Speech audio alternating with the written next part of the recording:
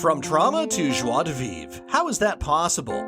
Welcome to Post-Trauma Secrets and Decluttering, where we go behind the scene and reveal how to free yourself. Come and discover the 4 dimensions of a decluttering journey with your hosts, Valerie and JM Tetro. Welcome, wonderful souls. We're so happy that you're listening to this episode, number 7, How Trauma Affects Relationships.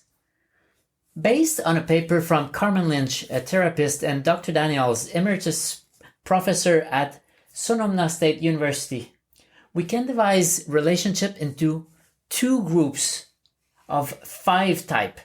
The first are the dominant pattern relationship, which will be explained in this episode. And the 5 others, the collateral pattern relationships, will be touched on in the episode number 8. So let's dive in the dominant patterns. The first one, the survival relationship. This exists when partners feels like they can't make it their own. The survival involve maybe physical or emotional, like basics of finding shelter, eating, working, or paying bills. I was totally in that mode many years. You know, when the secret was revealed, I wasn't able to go to school, I was stuck in my bed, I even have difficulty to go to the bathroom. And I was totally dependent on JM. And without JM, I wouldn't have survived. I was really dependent on him. But at that time, JM was in the next category of relationship. He was in the acceptance relationship. And for those who wonder the secret which Valerie talked about, you can listen to the episode number 1. So number 2, the type number 2, acceptance relationship. This is what many of us thought we were getting into when we entered a relationship. In an acceptance relationship, we trust, support, and enjoy each other. And within a broad limits, we are ourselves. As for me, I was living and doing the housework with Valerie. In my mind, she was accepting me, and we had this mutual trust. So it wasn't easy for me, and I knew she needed help.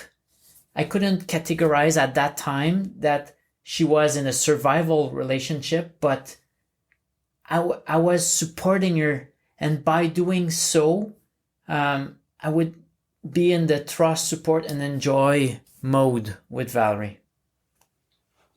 After about a year of being in that mode, I started to crave for validation of everything I was doing. I was calling JM at work for almost anything. What do you want to eat? Are you in a break? I want to do embroidery. Can I? What if I want to paint? JM, can I do this? It was almost bothering him at work anytime. So, talking about validation, the third is validation relationship. This is when someone is seeking another's validation for his characteristic, for his physical attractiveness, intellect, social status, sexuality, wealth, or any other characteristic. They need that validation, which Valerie just referenced. And now the fourth is scripted relationship. This is a common pattern. It often begins when partner both are just out of high school or college. You know, they seem to be the perfect pair, fitting almost all the stereotypes. Oh my God, this is just like in Greece. And you know what? We were like that. JM is my sweet 16 love. He was my prince. And that is the honeymoon of a relationship right at the beginning. And now, the fifth one, the fifth type is individuation-assertion relationship. A long word, but let's explain. This relationship is based on assertion of each person's wants and needs.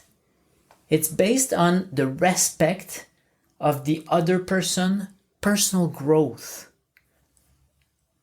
It focuses on partner struggles with what is missing or lacking for their own self-discovery and becoming a whole, developing their potentials. It requires each partner to acknowledge and appreciate the difference.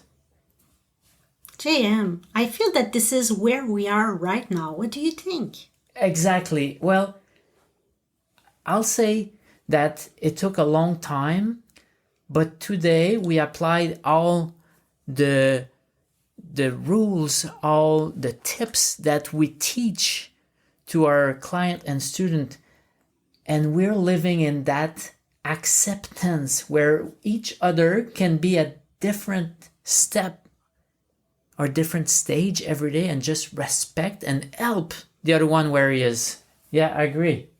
So that's the happy place for a relationship. Do you think that this is having a normal relationship? Like wanting to have a normal life? So how many of you would strive or really love to be at the individuation-assertion relationship if you are not? And that ends this episode. In the next episode, we'll address the 5 collateral patterns of relationship. They tend by nature to be temporary, more than these dominant pattern that we just talked about. So very often, a trauma is one thing that will lead to a collateral pattern. So often the answer to solve the relationship is there. So be sure to tune in the next episode, number 8, How Trauma Affect Relationship, part 2. Thank you so much for taking time to listen to this episode. If you want to help break the trauma stigma, share this episode and give hope to your friends and let them know it is possible to get free from trauma.